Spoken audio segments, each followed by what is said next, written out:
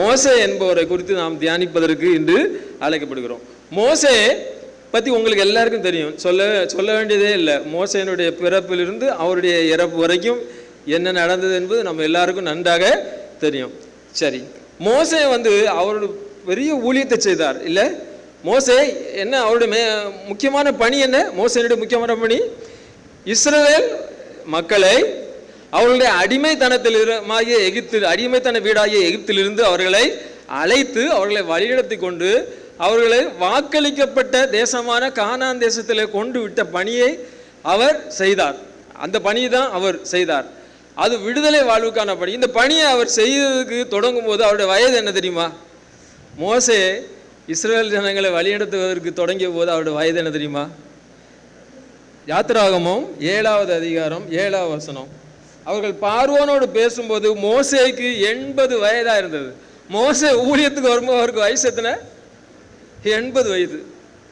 மோசே ஊழியத்துக்கு வரும்போது அவருக்கு 80 வயது. மோசே மரணம் அடைந்த போவருக்கு என்ன வயது? உபாகமம் 31வது அதிகாரம் 2வது வசனம்.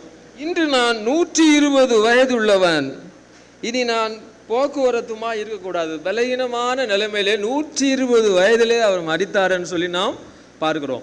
80 வயதிலிருந்து 120 வரைக்கும் தான் மோசேனுடைய ஊழியம். அப்போ மோசேனுடைய அவரோட ஊழியம் எந்த காலத்தில் நடந்தது? அவருடைய முதிர்ந்த வயதில் தான் நடந்தது என்று பார்க்கிறோம். முதல் 40 வருடத்தை மோசே எங்கே கழித்தார்? அரண்மனையிலே கழித்தார். மோசே எப்படி பிறந்தார், அந்த ராஜாத்தி எப்படி அவர்களை எடுத்துக்கொண்டு வளர்த்தார்கள் என்பது நமக்கு நன்றாக தெரியும். மோசே தன்னுடைய முதல் 40 வயதை அவர் அரண்மனையிலே கழித்தார். 2வது 40 வயதை அவர் வனாந்தரத்தில் தன்னுடைய குடும்பத்தாரோடு அவர் கழித்தார். 3வது 40 வயதை தன்னுடைய முதிர் வயதான காலத்திலே தான் அவர் இஸ்ரவேல் மக்களை தன்னுடைய குடும்பத்தாரை அவர் வழி நடத்துகிறதை பார்க்கிறோம்.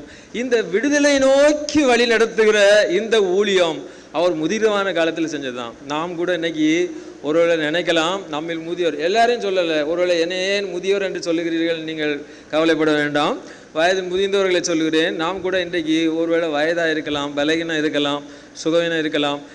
எனக்கு ஒன்றுமே இல்லை, நான் வீட்டில் எனக்கு ஒன்றுமே இல்லை, வெளியில் எனக்கு ஒன்றுமே இல்லை, எங்கேயுமே எனக்கு மதிப்பும் இல்லைன்னு சொல்லி நாம் ஒருவேளை புலம்பிக் கொண்டிருக்கலாம்.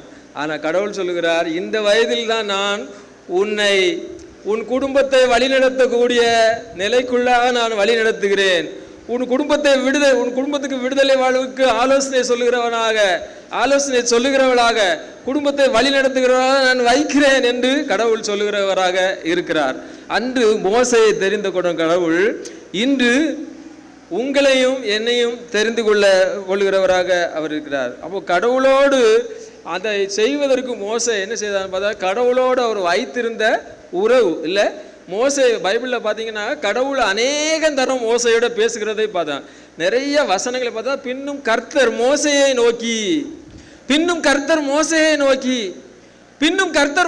நோக்கி என்று அவர் கடவுளோடு பேசுகிறதை நாம் பார்க்கிறோம்.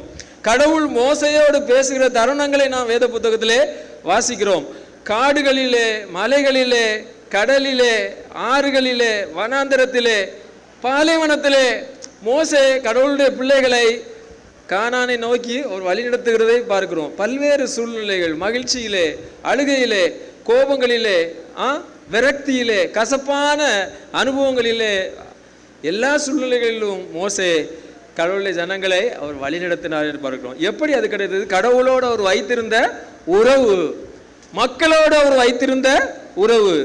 அவர் கடவுளுக்கும் இஸ்ரவேல் மக்களுக்கும் ஒரு பாலமாக, இணைப்பாக மோசே செயல்பட்டார் என்று சொல்லி நாம் வேதத்திலே வாசிக்கிறோம். இன்று நம்முடைய குடும்பங்களில் இருக்கிற நம்முடைய திருச்சபையில் இருக்கிற முதியோருக்கு நான் சொல்லுகிறது தான், நீங்கள் முதியோர் என்றால் ஒன்றும் அல்லாதவர்கள் அல்ல, பிரயோஜனமற்றவர்கள் அல்ல. நீங்கள் உங்கள் குடும்பத்தை, திருச்சபையை, உங்களுடைய சமுதாயத்தை விடுதலைக்கு நோக்கி வழி நடத்துகிற பொறுப்பை கடவுள் உங்களுக்கு தந்துகிறார். ஆனால் உங்களுக்கும் கடவுளுக்கும் உள்ள உறவு நன்றாக இருக்க வேண்டும், இல்லை? உறவு நன்றாக இருக்க வேண்டும். கடவுள் தாமே நம்மை ஆசீர்வதிப்பாராக. ஆமென்.